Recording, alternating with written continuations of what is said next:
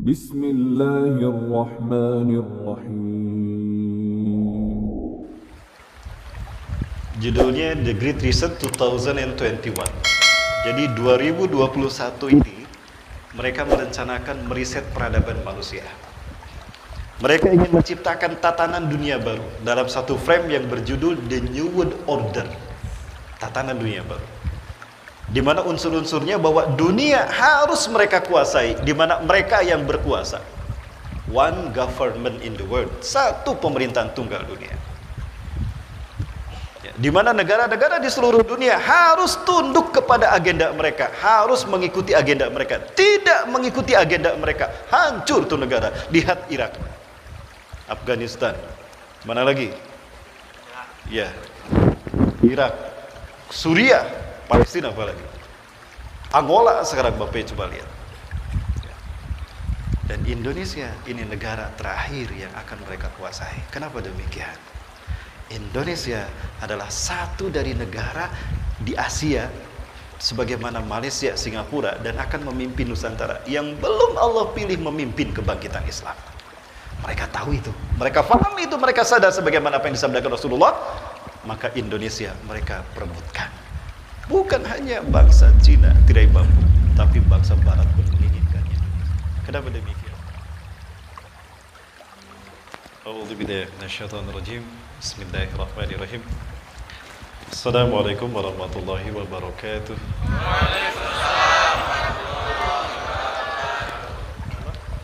Baik, Bapak Ibu dan Allah Subhanahu wa taala, berbicara tentang akhir zaman. Ini kita berhadapan dengan sederet fitnah yang sangat luar biasa.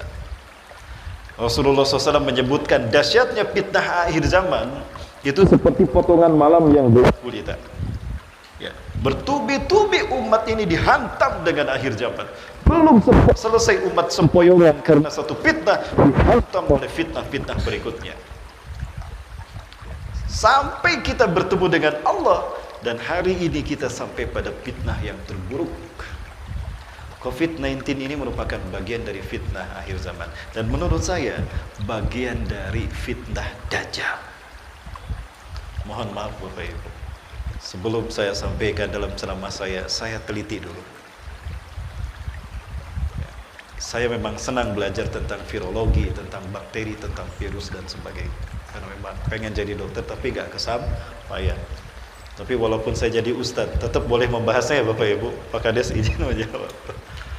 Ya. Ada sekelompok orang di dunia ini yang mereka ingin menguasai dunia. Ya.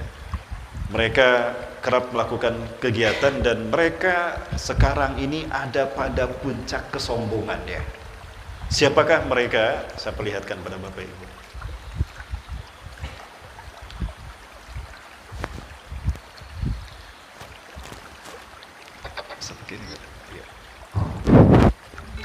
Tapi saya mohon maaf, ini sebetulnya sudah kami coba terjemahkan bersama teman-teman dari Elsaf ya. Namun saya lihat nampaknya terjemahnya tidak muncul di dalam tayangan yang satu ini.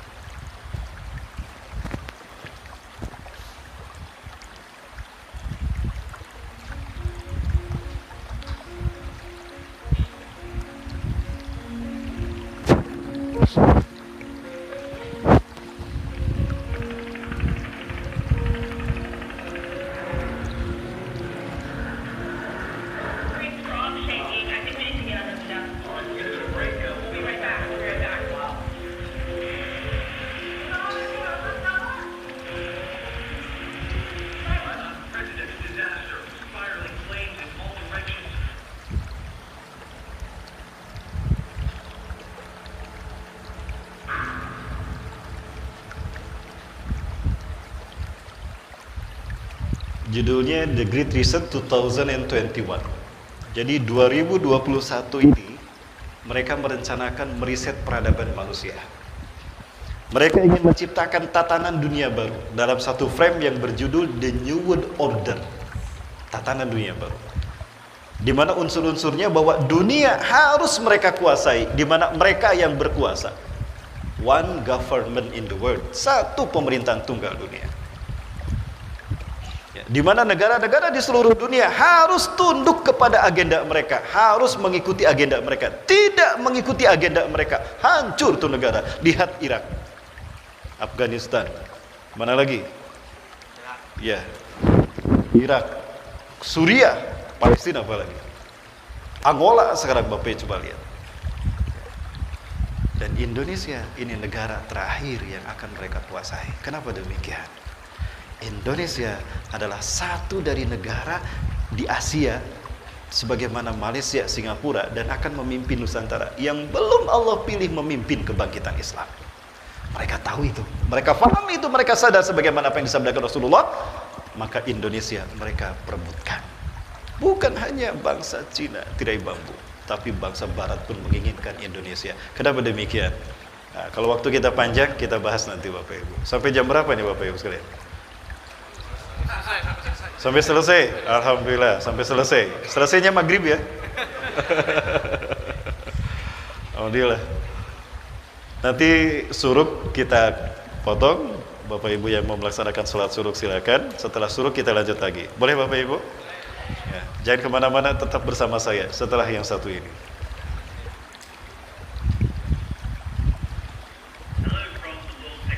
Inilah pertemuannya Bapak Ibu sekalian. Jadi mereka sudah membahas. Kalau di dalam YouTube ada Flat Earth 101 channel menyampaikan 2010 mereka sudah merencanakan ini, yaitu Rockefeller Foundation. Saya menduga kuat ini sejak 95 sudah mereka rencanakan.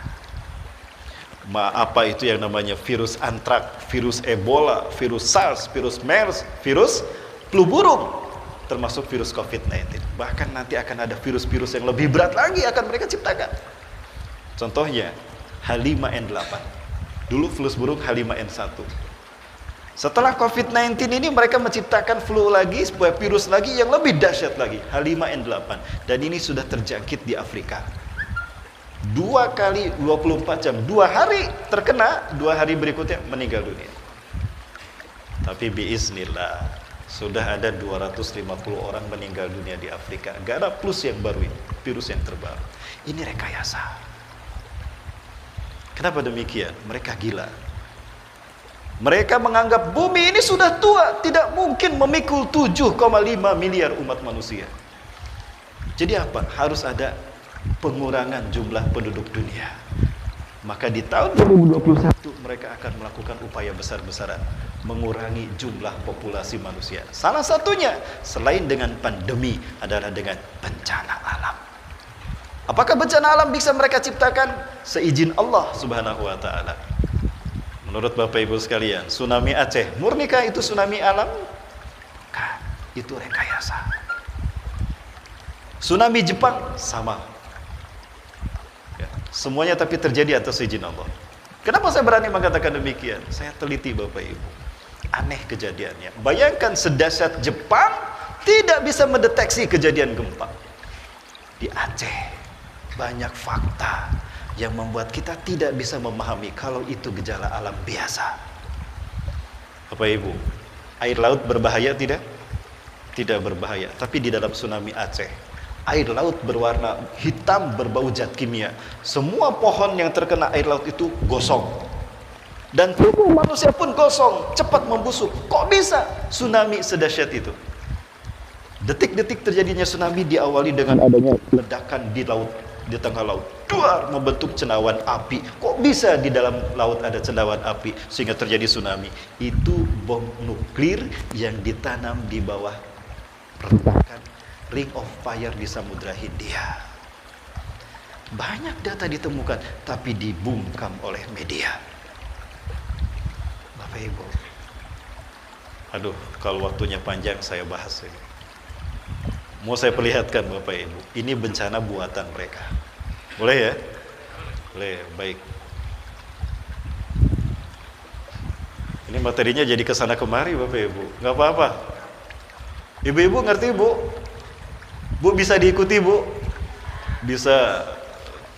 Sebentar Pak. Bu mau masuk surga nggak Bu? Yang jawab sedikit ini. Berarti cuma sedikit yang berminat masuk surga. Ibu-ibu mau masuk surga? Mau saya kasih tahu cara yang tercepat masuk surga, Bu? Apa, Bu? Saya izin berdiri, Pak. Izin berdiri ya. Ini kasihan ibu-ibunya nggak kelihatan. Apa, Bu, cara tercepat masuk surga, Bu? Ibu mau masuk surga tanpa hisab atau dihisab dulu di neraka? Tanpa hisab. Bu, kalau tanpa hisab cuma satu jalannya, Bu. Mau saya kasih tahu, Bu? Sabar, Bu. Sabar. Ini mohon maaf sekali lagi, sabar. Ibu-ibu mau sabar? Benar. Pak dengar, Pak. Bu, mau sabar, Bu? Kalau suaminya nikah lagi mau sabar gak? Itu ujian terberat bagi ibu-ibu. Tapi jangan sampai betapapun Allah menghalalkan ini, jangan sampai kita melupakan hak-hak sesama kita, terutama kaum wanita. Ya. Mohon maaf, Bu, ya, supaya tidak stres, Bu. Karena ini materinya tegang, Bu. Kita lihat yang satu lagi. Nah, inilah yang menjadi aktor intelektual dari semua kekacauan yang mereka ciptakan. Profesor Klaus Schwab, dia dari lupa lagi saya, Swiss atau Jerman, ya. Dibantu oleh Bill Gates, sang maestro dari Microsoft. Nah, ini forum pertemuan mereka, World Economic Forum. Mereka bertemu rutin. Disinilah mereka membahas tentang rencana dan apa yang sudah mereka lakukan. Mereka sudah membahas bahwa COVID ini harus mereka ciptakan, ya, dan kita dibodohi oleh mereka.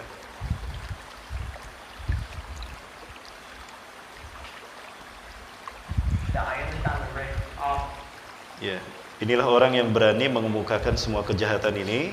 Nyawanya terancam sebetulnya. Beberapa tokoh yang saya lihat mereka berani membongkar kejahatan dunia itu tidak lama. Bahkan paling tidak nasibnya itu celaka. Bapak Ibu, flu burung yang pernah menjangkit itu cuma di Pulau Jawa. Saya tidak menemukan ada suspek flu burung di Sumatera, di Kalimantan, di Sulawesi, tidak ada. Di Jawa semua. Kenapa? Karena yang mereka serang Jawa. Ada kononnya, ada perusahaan ayam potong yang mengekspor ayam potong dari Amerika ke Indonesia. Sekian kontainer pakai kapal. Biasanya masuk.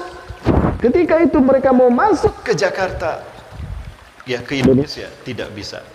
Ditolak. Kebayang Bapak Ibu, ayam potong dari Amerika ke sini, itu berapa lama dari Amerika ke sini pakai kapal laut?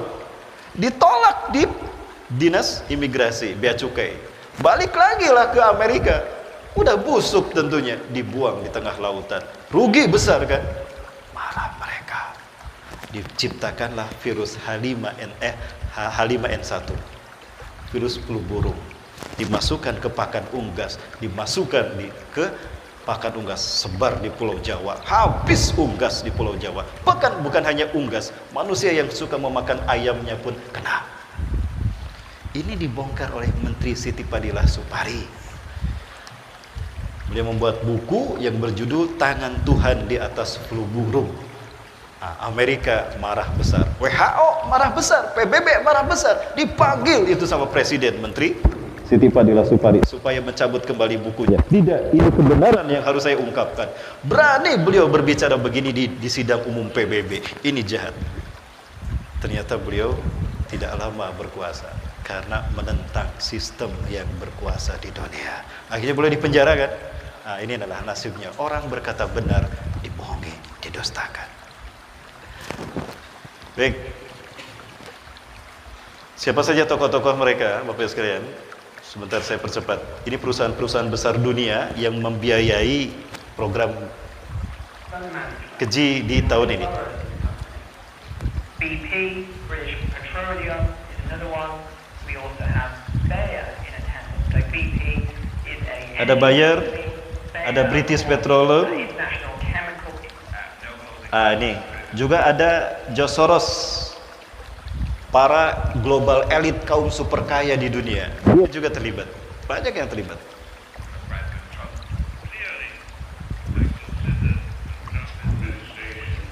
Ini George Soros, Bapak Ibu. Orang terkaya di dunia yang keberapa saya lupa lagi. Orang ini yang berada di balik krisis moneter di Asia Tenggara, termasuk Indonesia. Kita percepat dulu. Managing Director. Ini Direktur IMF, termasuk bagian dari kaum global elit. Nah ini Sekjen PBB juga bagian dari mereka, Bapak Ibu sekalian. Ya. Nah ini CEO British Petroleum, dan inilah yang mereka ciptakan. Kekacauan dunia bisa mereka ciptakan, termasuk aksi-aksi demo di seluruh dunia. She gets to the bottom of a lot of it, and I just pull out a few key points here that I'll now say to you. The crisis has triggered precipitous rise in levels of unemployment. Unemployment creates strong societal risks, and we've already seen the impact it is having in terms of social growth. Kemiskinan mereka ciptakan. Negara-negara yang memang memiliki potensi kekayaan alam yang besar, dibikin rakyatnya harus habis. Bagaimana cara menghabiskan populasi umat manusia? Reduction of population, diciptakan pandemi penyakit dan sebagainya. Yang miskin dibikin miskin. Kalaupun tidak dibikin miskin, kuat ekonominya, kuat tatanan negaranya, dibikin demo di mana-mana. It's been called the largest Central American migrant caravan in decades. Ini mereka yang dihilangkan, Bapak Ibu sekalian.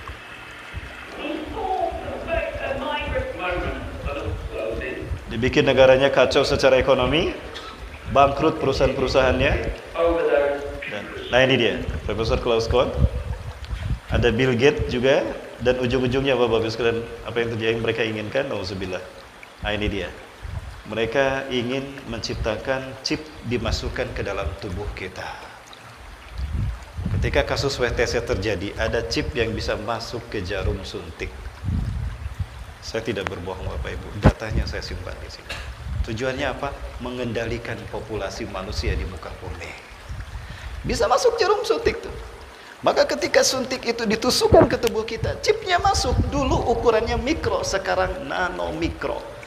Seperti debu Bapak Ibu, bisa masuk ke cairan.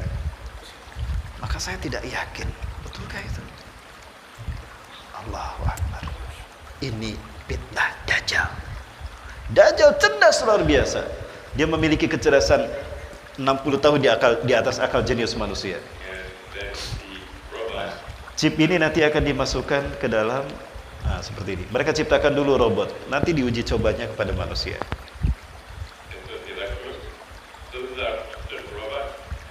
Nah, uji cobanya mereka lakukan ke babi. Kenapa harus ke babi? Karena babi ini memiliki sistem metabolisme yang hampir mirip dengan manusia. Kenapa babi Allah haramkan? Bukan karena ada cacing pita. Cacing pita ada dua, ada Taenia solium, ada Taenia saginata. Sapi juga bisa kena cacing pita. Kalau memang cacing pita yang membuat babi diharamkan, kenapa sapi tidak diharamkan? Bapak Ibu, babi diharamkan bukan karena salah satunya itu, tapi adalah alasan terpenting. Karena DNA babi mirip DNA manusia. Konstruksi polipeptidanya mirip dengan DNA manusia. Sehingga kalau bersatu dengan daging kita, itu bisa, kalau digabungkan dengan daging kita, itu bisa bersatu. Sebentar Bapak Ibu. Ada yang lahir dengan cara sesar? Ada? Perutnya dibelek kan? Setelah dibelek, disambungkan lagi dengan cara apa? Dijahit kan? Kalau dijahit pakai benang tidak? Pakai benang. Itu benangnya dibuat dari apa? Usus babi. Silakan tanyakan. Kenapa harus usus babi? Karena usus babi ini kalau bersatu dengan tubuh kita, bersatu jadi daging kita. Bayang tidak ada hal yang haram masuk ke dalam tubuh kita. Bukan hanya operasi sesar, Pak. Operasi usus buntu, operasi ginjal, itu kan dicari. Sunat juga. Itu proses catgate. Tanyakan silakan. Ini sudah diseminarkan, tapi buntu. Kenapa? Karena meninggalkan Quran dan Sunnah. Ustadz gimana? Saya sudah dijahit pakai itu. Ya nggak apa-apa. Kita adalah manusia yang makhluk yang luar biasa. Sehat tubuh kita regeneratif. Cara mengobatinya satu, pakai air jam-jam. Usapkan pada air jam-jam. Untuk untuk mendetoks racun-racun termasuk yang haram tadi. Ya, kemudian banyak minum air jam-jam, banyak makan kurma dan zaitun, haba sauda yang disunahkan Rasulullah SAW. Itu nanti akan mereduksi, nanti terbuang. Dia akan merusak selnya, digabung, dipicu adanya sel-sel baru. Ini mohon maaf, saya menjadi ceramah seperti ini Bapak Ibu. Kita harus tahu dari kejahatan yang mereka ciptakan. Mereka coba pada babi, jika berhasil pada babi, baru mereka mencoba untuk manusia.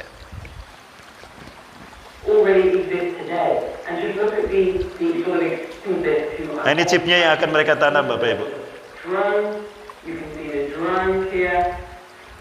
Dan chip itu bisa dikontrol. Sehingga manusia nanti harus melakukan apa yang diinginkan mereka. Kita jadi robot nanti Bapak Ibu. Inilah cara Dajjal menguasai umat manusia. Tunduk kepada sistem Dajjal. Ini hampir sempurna sistem Dajjal Bapak Ibu.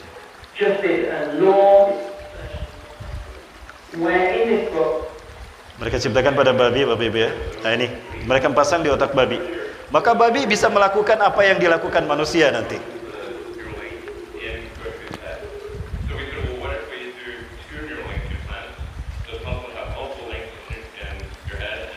Maksud saya, mereka bisa dikendalikan.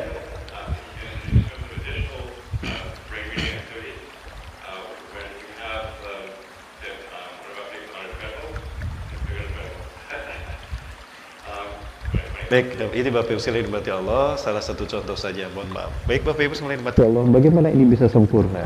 Karena bersatunya iblis dan Dajjal. Siapakah iblis? Iblis adalah satu jin dari suku Al-Harith yang bernama Azazil. Itu nama dari Allah. Azazil yang Allah muliakan. Dia diselamatkan dari suku Al-Harith karena sukunya ini maksiat kepada Allah. Karena jin juga sama, diciptakan Allah untuk beribadah. Menentang ibadah kepada Allah, dihabisin ini. Dihancurkan oleh malaikat Jibril. Karena tugas malaikat Jibril bukan hanya menyampaikan wahyu, tetapi juga tugas malaikat Jibril adalah menimpakan azab kepada jin manusia dalam bentuk bencana alam. Tadi malam saya bahas rumus bencana alam. Bencana alam ada rumusnya. Tsunami, gempa bumi, longsor. Apalagi itu semuanya ada rumusnya. Tadi malam kita bahas rumusnya. Ya. Apalagi Bapak Ibu sekalian. Nah, kemudian si Ajajil masih kecil, masih balita, bayi 50 tahun. Karena kan jin umurnya ribuan tahun. Ya, diselamatkan, dihabisi. Dibawa oleh malaikat Jibril ke alam malakut. Hiduplah bersama para malaikat.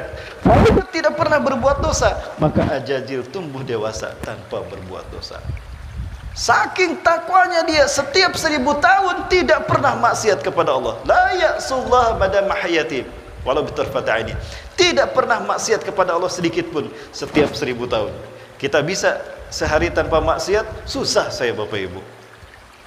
Buka Instagram, ada TikTok, ketiknya begitu. Masya Allah. Astagfirullahaladzim. Astagfirullah. Kita bisa menciptakan ketakwaan kita. Lingkungan belum tentu. Saya mau ngajar, mau kajian, membahas tentang Maulud Nabi. Kita bahas Maulud Nabi, sejarah Rasulullah, kemuliaan Rasulullah. Oh, surat Al-Qalam. Saya hafalkan tuh surat Al-Qalam di perjalanan. Nun wal qalami wa ma yasturun ma anta bi ni'mati rabbika bimajnun wa inna laka la ajran ghayra mamnun. Berhenti itu mobil. Kenapa? Lampu merah. Lewatlah seorang akhwat. Astagfirullahaladzim. Subhanallah. Cantiknya mah. Tuh kan. Lemes Pak, gak bisa maju nih Pak. Ustaz juga manusia. Ya. Betul Bu? Betul Bu? Halo Bu? Bu masih ada Bu? Jamaah. Alhamdulillah. Masih ada ternyata. Baik Bapak Ibu berarti Allah. Nah, ringkasnya Bapak Ibu. Ketika Ajajil hidup di alam malakut, bumi kembali penuh dengan bangsa jin. Padahal tadinya bangsa jin sudah hampir dimusnahkan, hanya sedikit yang disisakan.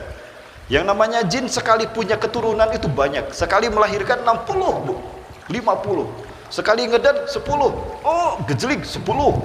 Oh, 10. 5 kali 50. Maka dalam waktu singkat penuh bumi dengan bangsa jin. Selama Ajajil hidup di alam malakut, jin yang hidup di bumi karena padat terjadi persaingan hidup.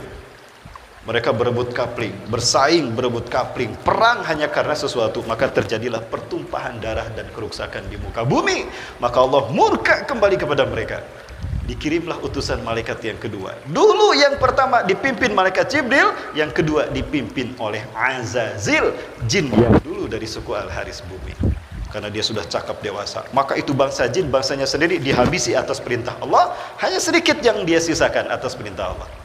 Di saat itulah Allah menutup kepemimpinan dunia, kepemimpinan bangsa jin atas muka bumi dengan firman Allah, a'udzubillahi minasyaitonirrajim, wa iz qala rabbuka lil malaikati inni ja'ilun fil ardi khalifah. Allah mau menciptakan khalifah di muka bumi. Jangan-jangan saya khalifahnya, kata si Ajazil. Aku satu-satunya bangsa jin yang didekatkan jaraknya kepada Allah.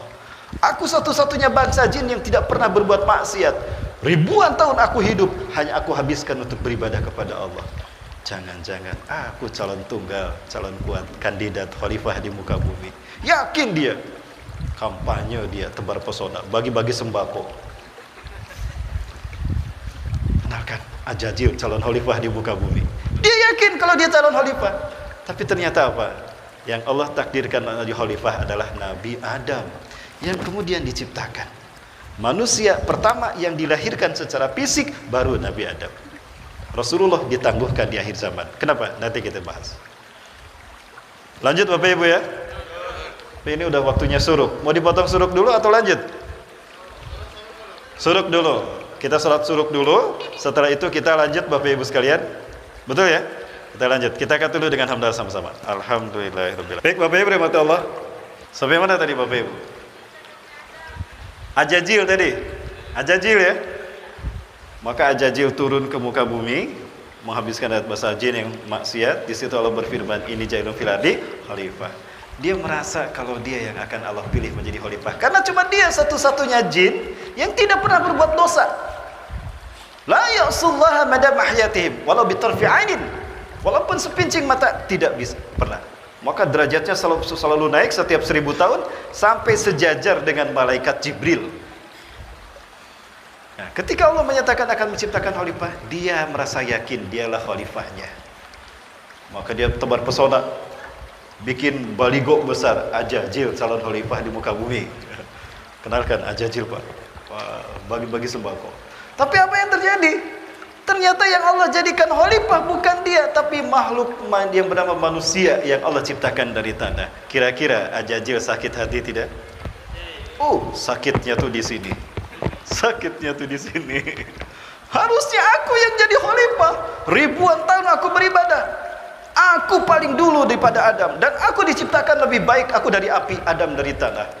Allah salah pilih. Harusnya aku yang jadi khalifah, bukan Adam. Sombong dia. Takwanya dia 1000-an tahun ternyata bukan ikhlas karena Allah. Dia merasa lebih baik daripada Nabi Adam. Maka Allah berfirman, malaikatku, jika aku nanti menyempurnakan penciptaan Adam, kalau aku sudah sempurna menciptakan Adam, sujud kamu kepada Adam. Kalau aku perintahkan kalian sujud. Maka setelah Nabi Adam Allah ciptakan, Bapak Ibu sekalian, Nabi Adam diciptakan sebagai manusia pertama secara fisik. Rasulullah manusia pertama dilahirkannya di akhir zaman untuk membuktikan kualitas kenabian beliau. Karena di akhir zaman fitnah Dajjal ini sampai pada puncaknya. Maka cukup dengan warisan Quran dan sunnah Rasulullah SAW, hancur tuh tipu daya iblis dan Dajjal. Inilah kehebatan Rasulullah. Makanya dilahirkan di akhir zaman untuk membuktikan tidak ada artinya fitnah iblis dan Dajjal. Dan insya Allah yang akan dipilih oleh mereka, salah satunya yang dipilih Allah adalah kita Indonesia. Amin. Ya, Bapak Ibu, bahasan kita serius ini, agak panjang, gak apa-apa? Siap ya? Ya, siap. Berarti itunya harus diangetin dulu. Ya, siap Bapak Ibu sekalian, lanjut. Kemudian maka Nabi Adam diciptakan. Bapak Ibu, manusia pertama yang lahir secara fisik Nabi Adam Allah ciptakan dari tanah, bukan dari proses evolusi. Bohong teori evolusi. Kalau manusia merupakan teori lahir dari proses evolusi, dari apa? Dari satu sel satu amuba kena sambar petir berubah jadi cebong. Cebong kena petir berubah menjadi kadal. Kadal jadi ikan lele. Ikan lele kena petir jadi kadal.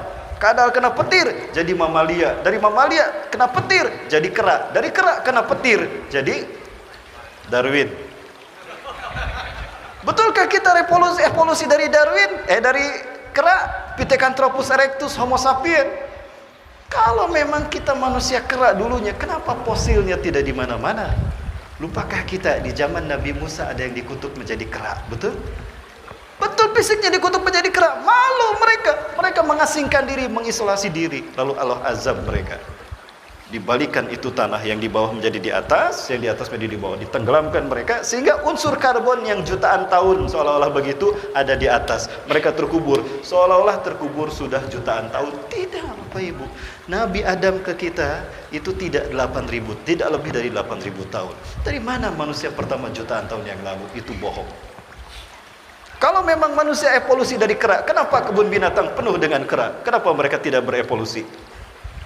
Berarti bohong. Jangan ajarkan kebohongan pada anak-anak kita. Itu diciptakan oleh kaum materialis yang tidak percaya kepada Allah. Baik, Bapak Ibu rahmati Allah. Ringkas cerita, malaikat menghadirkan tanah. Kalau tidak salah malaikat Israel, pencabut nyawa. Dihidangkan tanah, maka fasawwallahu bi'aidih, maka Allah bentuk Nabi Adam dengan kekuasaannya. Maka berubahlah Nabi Adam menjadi tanah. Ketika Nabi Adam masih dalam bentuk tanah, iblis masuk dari si Ajajil masuk dari hidung, keluar dari telinga, masuk dari mulut, keluar dari dubur. Kayak gini mau jadi khalifah dari tanah. Aku diciptakan dari api, akan aku tunjukkan. Aku lebih pantas jadi khalifah ketimbang kamu. Allah salah pilih. Buka nanti ya, surat ke-7 Al-A'raf ayat ke-16. Kita bedah Bapak Ibu. Siap kita bedah ya Bapak Ibu ya. Ini fitnahnya langsung, fitnah akhir zaman. Biangnya fitnah. Maka kemudian Allah meniupkan ruhnya, fayanfuhu min ruhi ila jasadi Adam fayataghayyara Adamu ila suratil insan. Allah tiupkan sebagian ruhnya ke dalam jasad Nabi Adam yang berupa tanah, maka berubahlah Nabi Adam menjadi manusia dengan kalimat kun fayakun. Beginilah cara Allah melahirkan manusia pertama, tidak melalui proses evolusi. Ya, ada tayangannya tapi waktu kita tidak cukup Bapak Ibu. Ringkas cerita, jantung berdetak. Jantung berdetak memompa darah ke arteri, ke kardiovaskuler, ke seluruh tubuh, termasuk ke paru-paru. Ketika darah ke paru-paru, paru-paru bergerak karena sarafnya terkena darah, maka berfungsi. Maka udara masuk. Begitu udara masuk, respon pertama adalah bersin Nabi Adam. Hashim, gitu. Ucapan pertama ketika baru pertama kali hidup yang keluar dari lisan Nabi Adam adalah Alhamdulillahirabbil alamin. Baru hidup, ucapan pertama Alhamdulillahirabbil alamin. Kagum para malaikat. Tadinya malaikat mengatakan ketika Nabi Adam akan diciptakan, qalu ataj'alu fiha may yufsidu fiha wa yasfiku ad-dima' wa nahnu nusabbihu bihamdika wa nuqaddisu lak qala inni a'lamu ma la ta'lamun. Apakah kau hendak menciptakan makhluk yang akan berbuat kerusakan dan menumpahkan darah sesama mereka di muka bumi? Begitu malaikat melihat Nabi Adam mengucapkan kalimat Alhamdulillah pertama kali, takjub malaikat, kagum kepada Adam. Luar biasa, hebat Kang Adam. Ternyata, maju Kang Adam, kami mendukungmu. Makin dongkol tuh iblis, si Ajajil. Nah, karena Nabi Adam sudah sempurna, kemudian Allah perintahkan malaikat untuk sujud kepada Nabi Adam. Si Ajajil ada di tengah-tengah malaikat. Wa iz qala rabbuka lil malaikati isjudu li Adama fasajadu illa iblis. Kana minal jinni fafasaqa an amri rabbih. Dia adalah dari bangsa jin yang sombong, dia menyalahi perintah Tuhannya. Sejak itulah Azazil mendapatkan gelar iblis. Jadi iblis cuma satu orang, dia adalah tuhannya setan. Setan minal jinnati wan nas, dari jin dan manusia. Itu Bapak Ibu. Jadi Bapak Ibu sudah kenal siapa iblis ya? Ya, nah. Baik. Iblis kita simpan. Atau mau kita dengar bagaimana ceramahnya iblis? Kita undang iblis ya. Boleh Pak? Kita undang iblis ke sini untuk ceramah? Boleh Bu? Gak akan lari. Benar gak akan lari? Baik, kita lihat. Kita undang iblis. Sebentar Bapak Ibu, saya undang dulu ya. Baik, kita dengarkan. Apa ambisi Ajazil ingin menyesatkan kita manusia? Dia sakit hati, maka ini yang dia lakukan.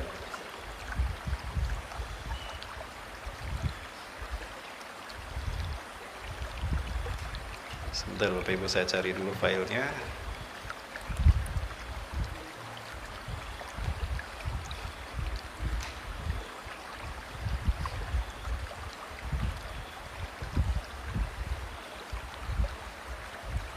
Mudah-mudahan masih ada Bapak Ibu ya, karena sudah lama sekali saya simpan di sini bagaimana ceramah si Ajazil. Ambisi dia menyesatkan kita umat manusia.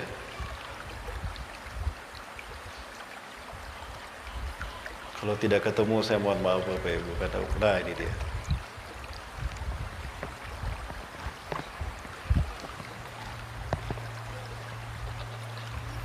Ini berdasarkan hadis pertemuan iblis dengan Rasulullah, lalu dia ditanya sama Rasulullah, dan ini digabungkan menjadi riwayat. Ini ditampilkan dalam bentuk karakter iblis, hanya karakter saja, dilakukan oleh seseorang.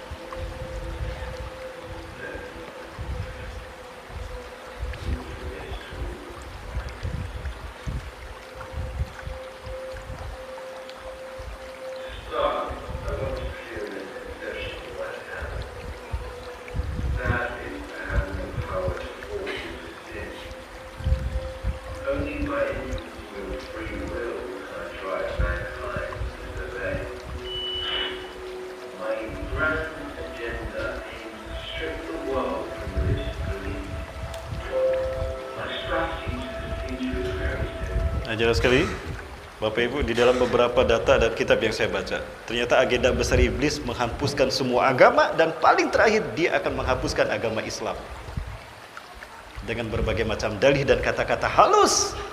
Revolusi mental tidak bisa terjadi kalau agama masih ada, harus dipisahkan dari politik. Pernah ada kata-kata itu kan? Waspada, dari sini bermula. Kita bedah berdasarkan Quran hadis hari ini. Siap Bapak Ibu? Agak panjang nggak apa-apa ya? Saya perlihatkan data-datanya kepada Bapak Ibu. Kalau saya melakukan ini berdasarkan penelitian panjang bertahun-tahun Bapak Ibu. Tadinya saya tidak pernah mau mengatakan ini, tapi karena ini penting kita menghadapi perangnya. Insyaallah saya tidak akan pernah terganggu oleh siapapun yang menyalih saya. Difitnah sebagai ustadz cocoklogi, difitnah sebagai penyebar hoaks dan bukan kebohongan, tidak apa-apa. Nanti kita buktikan di hadapan Allah Azza wa Jalla. Allahu Akbar. Lanjut Bapak Ibu ya. Baik.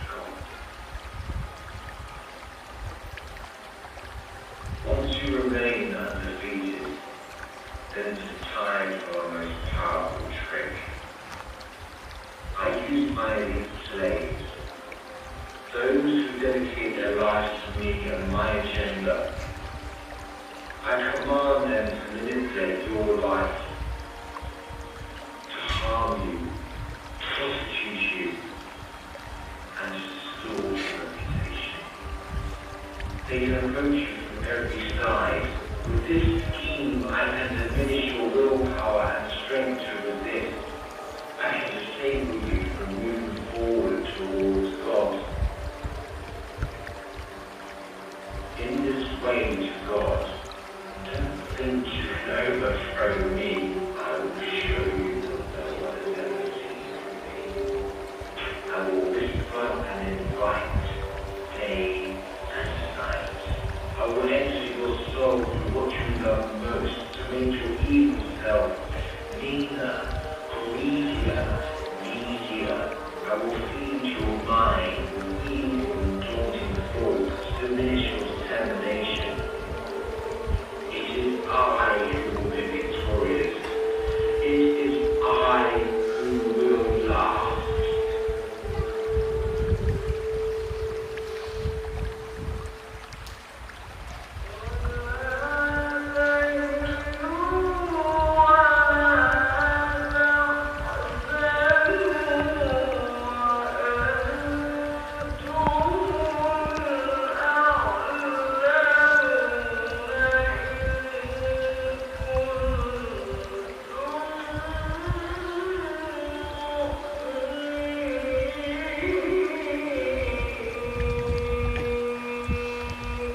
Baik, Bapak Ibu rahmati Allah. Nah, itu tadi satu gambaran yang mencoba menghadirkan beberapa nas ambisi iblis untuk menyesatkan kita.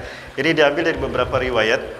Di antara riwayat yang banyak adalah ketika iblis bertemu dengan Rasulullah. Dalam satu riwayat dikatakan demikian, dan dia ditanya Rasulullah, kenapa kamu melakukan kejahatan dan kenapa kamu menentang Allah? Nah, itu yang disampaikan demikian. Baik, Bapak Ibu rahmati Allah Subhanahu wa taala. Ketika dia tidak mau sujud kepada Adam, Allah bertanya, "Ma mana'aka an tasjuda li Adam idza amartuk?" Apa yang menghalangi engkau ajazil untuk sujud kepada Adam ketika aku perintahkan? Keluar kesombongannya, aba wastakbara. Ana khairu minhu, aku lebih baik daripada Adam ya Allah. Khalaqtani min nar wa khalaqtahu min tin. Kau ciptakan aku dari api, sementara kau ciptakan Adam dari tanah. Gengsi, masa api harus sujud kepada tanah? Masa Raja Api Ojai harus sujud sama Avatar Eng? Ada yang nonton Avatar Eng? Ah, kayak gitu. Ya. Bapak Ibu rahmati Allah, maka Allah murka pada dia. Oh, hurza anta, fala takunu laka min anta taqadu fiha, innaka minas sabirin. Keluar kamu. Tidak pantas kamu sombong di hadapanku, termasuk engkau termasuk aku yang aku kutuk di alam semesta ini, dan kau akan menjadi penghuni neraka. Innaka minas sagirin. Nah, lalu dia berkata begini. Ini kata-kata Ajazil. Baik, Maji, bacakan. Ini anak teman saya ini. Bacakan surat ke-7 ayat ke-16. A'udzu billahi minasy syaithanir rajim. Bismillahirrahmanirrahim. Qala fa bima aghwaytani la'aqudanna lahum siratal mustaqim. Baca terjemahnya. Iblis menjawab, karena engkau telah menyesatkan aku, pasti aku akan selalu menghalangi mereka dari jalanmu yang lurus. Perhatikan Bapak sekalian, terjemahannya seperti ini. Ada yang salah tidak dengan terjemahannya? Perhatikan, hampir semua Quran yang terbaru terjemahannya seperti ini. Dulu tidak begini. Ketika kami membahasnya, tiba-tiba dirubah.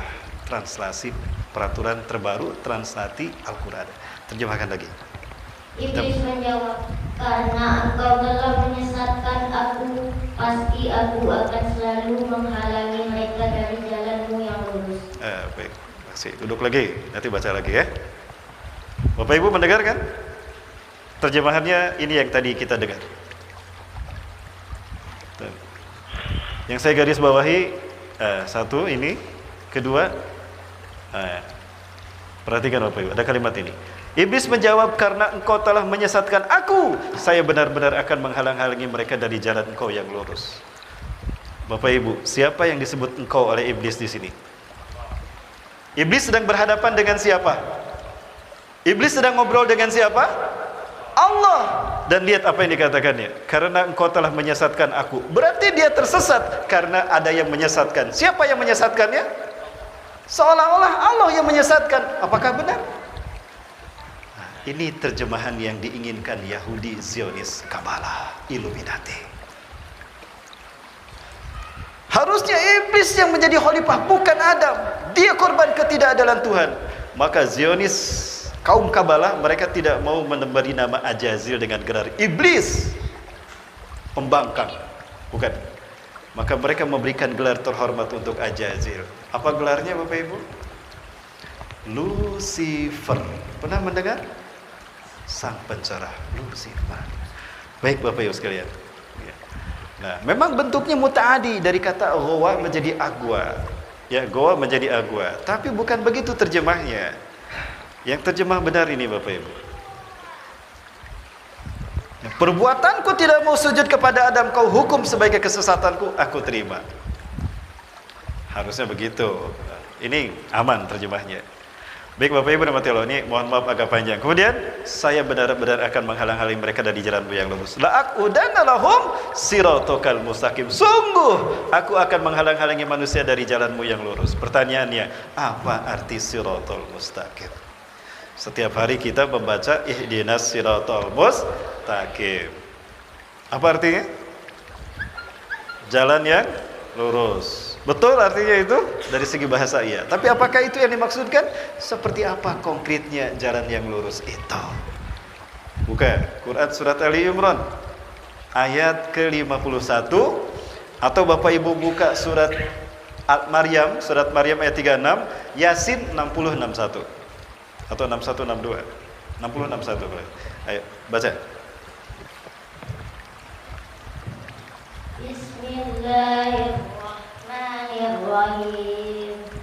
Innallaha rabbi wa rabbukum fa'buduh. Hadza siratun mustaqim. Baca terjemahnya. Sesungguhnya Allah itu Tuhan dan Tuhanmu. Tuhanku dan Tuhanmu. Karena itu sembahlah Dia. Inilah jalan yang lurus. Inilah arti siratul mustaqim ya sesungguhnya. Innallaha rabbi wa rabbukum fa'buduh. Hada siratul mustaqim. Sesungguhnya Allah Tuhanku dan Tuhan kalian, sembahlah Dia. Inilah siratul mustaqim. Jadi apa arti siratul mustaqim? Duduk lagi. Jadi arti siratul mustaqim adalah menjadikan Allah sebagai satu-satunya Tuhan yang disembah. Betul? Apa itu maksudnya? Tauhid. Betul tauhid kan? Berarti siratul mustaqim itu tauhid, menjadikan Allah sebagai satu-satunya Tuhan yang disembah. Betul Bapak Ibu? Sepakat? Yakin? Nah, kita kembali kepada kata-kata si Ajazil. Lalu apa kata-kata dia? Aku akan menghalangi mereka dari jalanmu yang lurus. Apa maksudnya? Akan ada sosok lain yang disembah selain Engkau ya Allah. Akan ada sosok lain yang disembah selain Engkau. Pertanyaannya, siapa? Saya kaget. Banyak umat Islam sampai hari ini mereka sibuk tanpa sadar ikut menyembah sosok yang dimaksudkan olehnya. Siapa dia Bapak Ibu? Dia sendiri. Sebentar. Jin. Dia jin kan? Jin Allah ciptakan dari apa? Dari api. Apa dalilnya? Surat Ar-Rahman. Gimana bunyinya?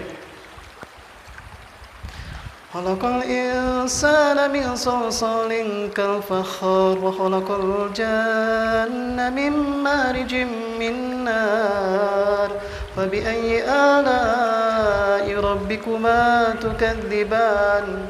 Khalaqal insana min salsalin kal fakhar wa khalaqal janna min marij min nar, dan kami ciptakan bangsa jin dari api. Betul Bapak Ibu, berarti bangsa jin Allah ciptakan dari api. Pertanyaan saya, benda langit apa yang terdekat ke bumi yang unsur semuanya terbesarnya adalah api? Matahari. Berarti sosok yang disembah selain Allah adalah dewa matahari yang lahir 25 Desember. Disinilah hasil pertemuan iblis dan Dajjal di segitiga Bermuda. Kita bahas Dajjal sekarang. Tapi iblis belum selesai kita bahas. Bapak Ibu mohon maaf ini, bisa diikuti? Kita bedah fitnah yang terburuk di akhir zaman dan kita akan menghadapi mereka.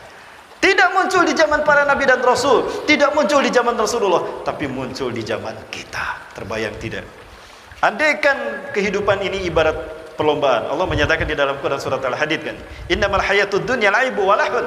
Adalah kehidupan ini ibarat pertandingan dan perlombaan dan senda gurau. Baik Bapak Ibu, apabila berbicara pertandingan, yang paling ditunggu-tunggu babak penyisihan, babak semifinal apa babak final? Kenapa babak final yang ditunggu? Karena babak final adalah babak penentuan siapa yang menang, siapa yang kalah. Betul? Kalau babak final, babak penentuan siapa yang menang dan siapa yang kalah. Pertanyaannya, apakah pemainnya pemain cadangan atau pemain yang terbaik? Allahu Akbar. Yakin yang terbaik? Bapak Ibu, pertarungan antara hak dan batil yang dimulai sejak Nabi Adam dengan iblis, yang dulu diperjuangkan oleh para nabi dan rasul dengan berdarah-darah, hari ini sampai pada puncaknya, pada babak final. Apakah ada nabi yang akan berhadapan dengan iblis? Sudah tidak ada lagi. Apakah ada orang-orang sehebat sahabat? Tidak. Sekarang ada di pundak kita. Terbayang tidak? Perjuangan yang dulu diperjuangkan para nabi dan rasul oleh para sahabat dan orang-orang terbaik, sampai ada Shalahuddin Al-Ayyubi, Muhammad Al-Fatih, Ashabul Kahfi, Ashabul Uhdud, sekarang ada di pundak kita. Dan kita akan berhadapan dengan iblis dan dajjal. Baik.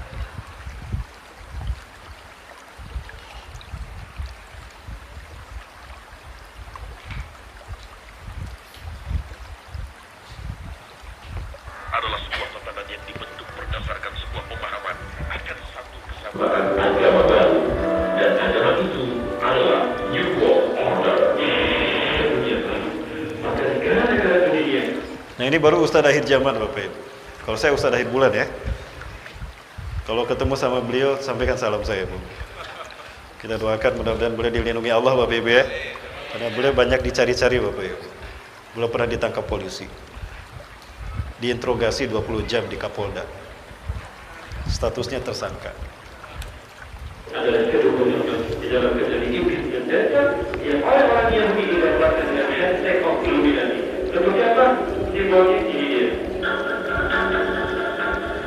Dia pokoknya kalau katakannya seperti ini, berarti dia komitmen dengan iblis dan dajjal. Ustaz, dulu saya pernah ngomong orang Ustaz, kis. Ustaz, gimana kalau harus ada lagi? Yakin ada lagi. Inilah simbol siapapun yang akan menjadi pengikut iblis dan dajjal. Dan inilah yang dilakukan oleh para pemimpin negara atau pemimpin kota di seluruh dunia. Sampai ketika poin kota, mereka bisa terkenal, mereka bisa menjabat dalam waktu singkat jika mereka komitmen kepada iblis dan dajjal. Dan inilah bagian dari fitnah dajjal. Untuk menghancurkan satu bangsa Bapak Ibu, iblis dan dajjal berpikir adalah generasi muda. Kenapa demikian? Coba kita lihat di dalam Al-Quran, dalam sejarah peradaban manusia. Pertama, para nabi dan rasul diutus ketika usia mereka masih muda.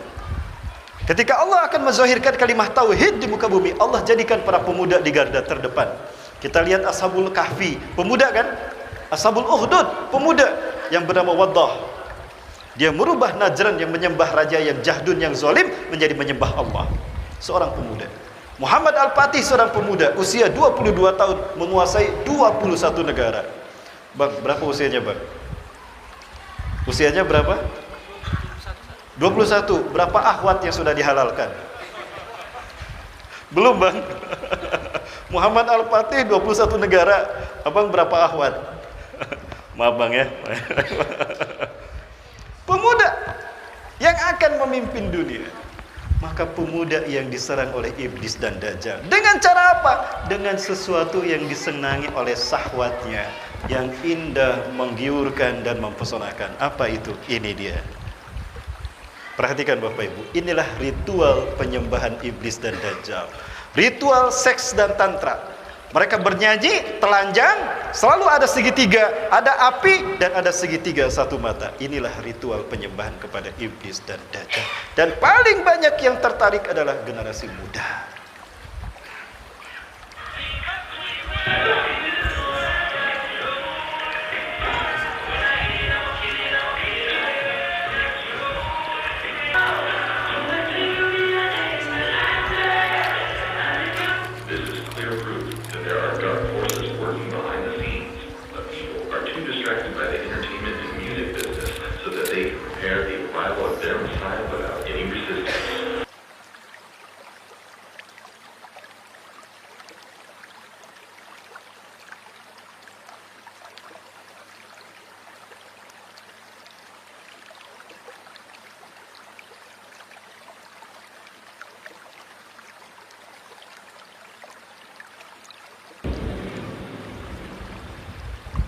Sudah jelas Bapak Ibu sekalian?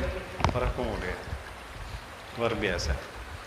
Saya bukan berbicara begini tanpa fakta. Sudah 3 orang korban sekte pemuja Dajjal. Pemuda, bahkan anak pesantren menjadi pengikut Dajjal. Percaya tidak, pesantren terbesar di kota Bandung, Dajjal, para komunitas sekte pemuja Dajjal sampai kepada ke pesantren. Dan siapa yang menjadi pengikutnya tidak akan bisa keluar kecuali dengan kematian. 3 yang saya kenal dan mereka sudah hijrah, 1 meninggal dunia. Alhamdulillah yang 2 masih Allah jaga. Hati-hati. Sekarang Dajjal gentayangan menghancurkan generasi muda. Mereka hacking, tripping kemana-mana, sampai ke gunung, motor barang-barang, datang ke puncak gunung. Mereka melakukan ritual penyembahan iblis dan Dajjal. Dengan cara apa? Membawa kelinci, disembelih itu kelinci, darahnya diminum bergantian. Tapi sebelumnya mereka menyalakan api unggun di gunung-gunung tadi. Bapak Ibu, ini yang dilakukan oleh geng-geng motor. Tapi tidak semua. Bapak Ibu, saya tahu begini karena yang pernah melakukannya hijrah dan bertemu dengan saya. Dan dia berjuang bersama kami. Sekarang menjadi aktivis masjid. Sudah menikah dan istrinya bercadar. Dulu dia anggota sekte pemuja Dajjal. Ada di Indonesia. Di Bandung banyak. Ini kenapa saya ribut tentang ini, walaupun saya harus berhadapan dengan penguasa di Jawa Barat. Tidak apa-apa, Allah bersama saya. Betul? Allahu Akbar. Kenapa demikian? Ini pertarungan bergengsi, babak final. Pemainnya yang terbaik, betul? Allahu Akbar. Saya ikutan sampai syahid, saya siap. Allahu Akbar. Dan puncak pertarungan kita nanti akan bertemu di segitiga Bermuda. Siapa yang, bukan segitiga Bermuda, maksud saya Palestina.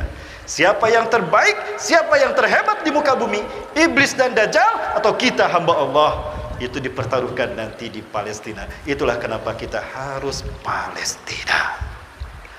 Bapak Ibu, akan saya bahas Palestina. Ujung-ujungnya akan kita sampai pertemuan iblis dan Dajjal. Kita bahas. Siap? Bertahan ya. Jangan kemana-mana. Sudah infak buat Palestina? Bapak Ibu, kami biasa 2 kali berangkat ke sana. Ada 2 kali, kadang 3 kali. Dulu memang kami mulazamah bersama syekh-syekh dari Gaza. Tahun ini kami baru 1 kali. Kemarin baru 1 kali. Karena begitu pulang saya ke Indonesia, langsung PSBB. Di Cengkareng saya langsung diperiksa oleh Dinas Kesehatan. Kami yang baru pulang dari sana. Sampai hari ini saya tidak bisa lagi berangkat. Harusnya kami sudah cek ke Jordan, Palestina, Mesir, tempat biasa kita datang ke sana, itu bisa. Tapi bulan Maret ini ternyata dihalangi lagi Bapak Ibu. Tidak bisa berangkat, tapi tetap insya Allah kita akan kembali berangkat ke sana. Kita akan bawa bantuan ini pada Palestina dan akan kita buktikan. Merah putih yang disebutkan Rasulullah dalam hadis riwayat Imam Muslim dari Abu Hurairah, insya Allah akan kita buktikan itu Indonesia. Betulkah Rasulullah menyebutkan merah putih dalam hadisnya? Akan kita bahas setelah yang satu ini. Jangan kemana-mana, tetap bersama saya setelah yang satu ini.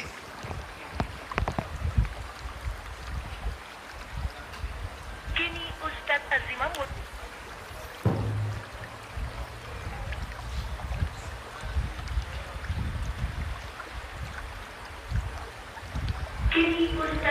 mulai mengobati saya, wanita yang menyukai aliran musik K-pop atau Korea Selatan ini.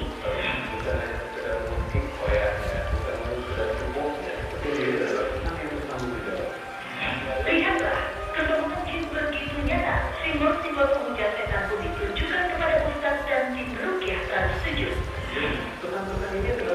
Bayangkan, anak seorang muslim, anak kiai pakai kerudung gak usah dilepas, tapi perilaku mereka ikutilah kami. Bayangkan, ini ketika dirukyah keluar tuh setannya. Ketika ditanya kenapa kamu jadi begini, ini jawabannya.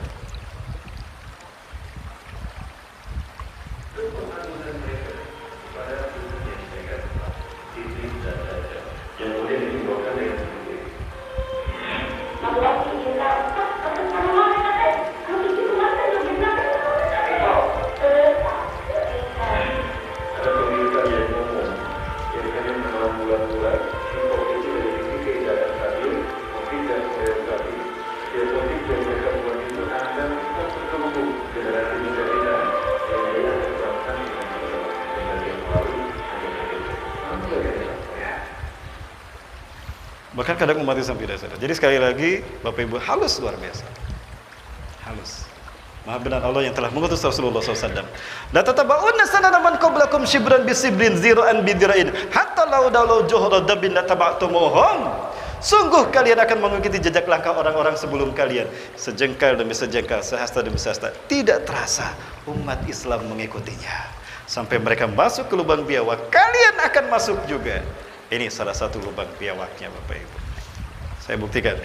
Siapa yang tidak tertarik? Artisnya cantik, seksi, mulus. Saya juga suka. Ustadz juga manusia.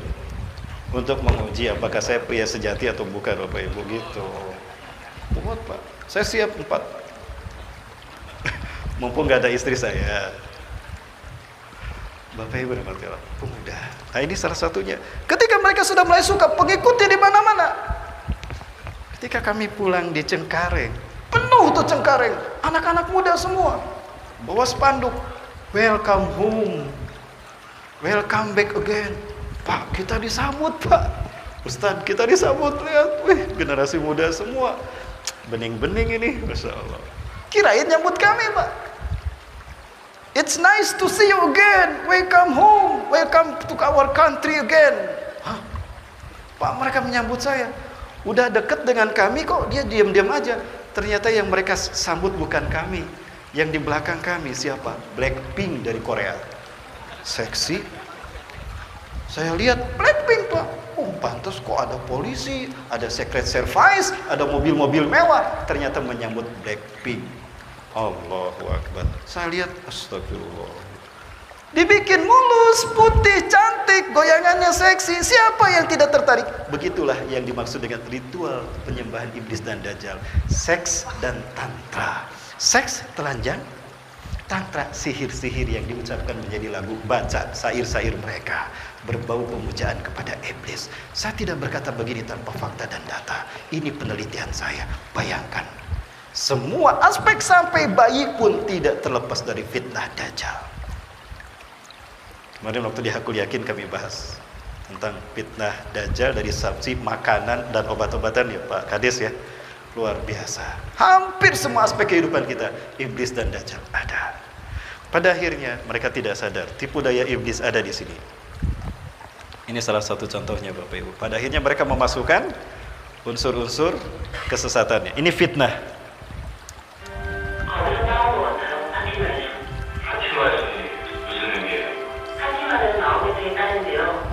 이슬람교에서는 파티마의 손이 천국의 문을 여는 열쇠 역할을 믿어요. 그래서 정의의 문을 얽힌 전설이 있어요. 천국의 열쇠와 파티마의 손이 만나는 날에 비로소 문이 열리고 성이 무너진 적이요. 잠깐만.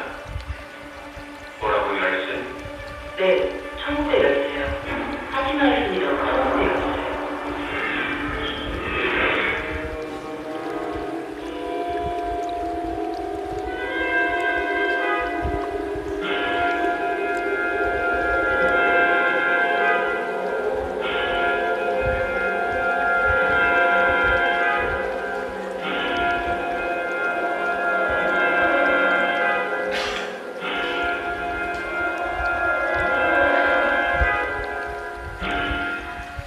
Ini fitnah. Islam tidak pernah mengajarkan. Tidak ada satu riwayat pun tentang tangan Fatimah yang menjadi kunci surga yang ada simbol satu matanya. Dari mana itu? Nah, inilah mereka. Jadi melalui sinetronnya, film-filmnya, saya coba nonton Korea, gak bisa berkedip Bapak Ibu.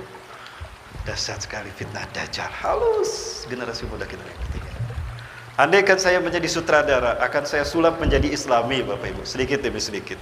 Tapi saya bukan sutradara, tapi setidaknya akan saya rubah menjadi sedikit bersyariat. Kok bisa Ustadz? Aktornya siapa? Tetap aktornya orang Korea. Ini contohnya saja Bapak Ibu. Tapi hanya contoh Bapak Ibu ya. Gak apa-apa saya perlihatkan Bapak Ibu. Ini sebagai contoh saja untuk menarik generasi muda ke masjid daripada ke konser-konser kan.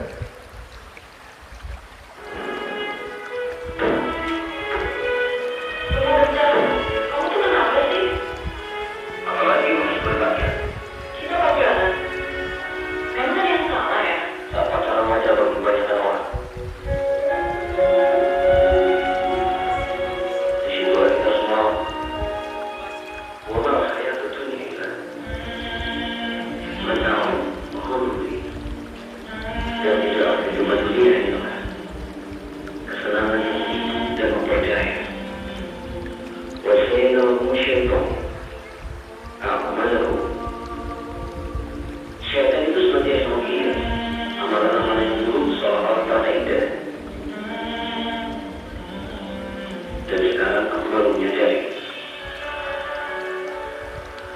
mencintaimu harus dengan cara yang benar. Kita harus saling mematahkan diri sehingga kita Kalau itu keputusan kamu, insya Allah ikhlas. Aku tunggu di hari itu. Tapi laki-laki yang tidak pacaran, bukan karena gak laku, bukan karena jauh, bukan karena gak cinta. Tapi kalau kita Allah Subhanahu wa Ta'ala ini akan menghormati Anda karena Allah Subhanahu wa Ta'ala. Jadi ini akan menjaga Anda karena Allah Subhanahu wa Ta'ala. Nah itu Bapak Ibu, contoh saja ya. Tapi kan saya bukan sutradara.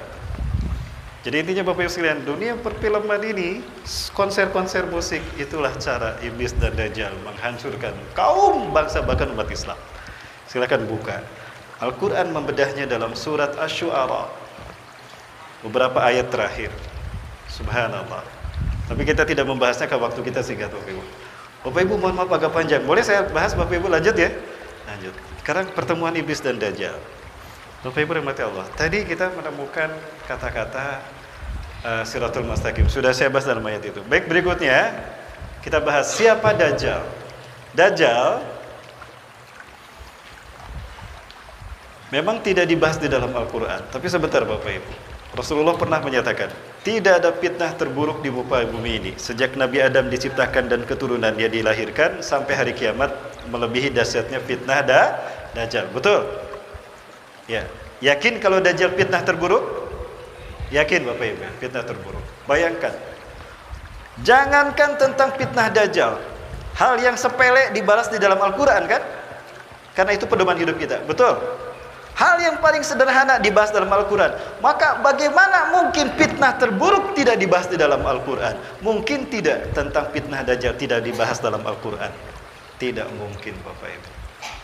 Maka pasti dibahas dalam Al-Quran. Namun Al-Quran tidak menyebutkan kata-kata dajjal. Kata dajjal ada di dalam hadis. Nah di sini fungsi hadis menafsirkan Al-Quran. Saya melakukan beberapa metodologi yang saya lakukan untuk menyimpulkan tentang dajjal. Saya tidak berbicara begitu saja Bapak Ibu. Ya. Kita juga belajar tafsir hadis. Nah, kita coba pelajari metode-metodenya. Kita gunakan untuk menyimpulkan siapa dajjal. Hasilnya Bapak Ibu, di zaman Nabi Musa ada Samiri. Bapak Ibu mendengar kisah Samiri kan? Pernah membaca kisah Samiri dalam Al-Quran? Ah itu. Samiri di zaman Nabi Musa itulah dajjal Bapak Ibu. Betulkah demikian? Waktu kita tidak cukup untuk kita bahas. Intinya Bapak Ibu, dia yang menyesatkan kaum Nabi Musa menyembah patung anak sapi. Betul? Kenapa tidak dibunuh oleh Nabi Musa? Kenapa diusir? Karena yang membunuhnya bukan Nabi Musa. Setelah dia diusir, dia masuk ke zaman para nabi. Kenapa dia diberi nama Samiri? Karena dia lahir di Samirah, Palestina. Jadi Palestina adalah kampung halaman Dajjal. Kalau Dajjal ingin pulang kampung, kemana Bapak Ibu? Ke Palestina. Itulah kenapa kita akan hadapi mereka langsung di Palestina. Dan inilah kenapa Yahudi Israel ingin menguasai Palestina. Dia ingin membuka jalan bagi kembalinya Dajjal ke kampung halamannya. Insya Allah 3 pasukan besar terbaik dunia kata Rasulullah di bawah pimpinan Imam Mahdi akan menghalangi Dajjal dari memasuki kampung halamannya. Masjidil Aqsa akan kita lindungi. Assalamualaikum warahmatullahi wabarakatuh.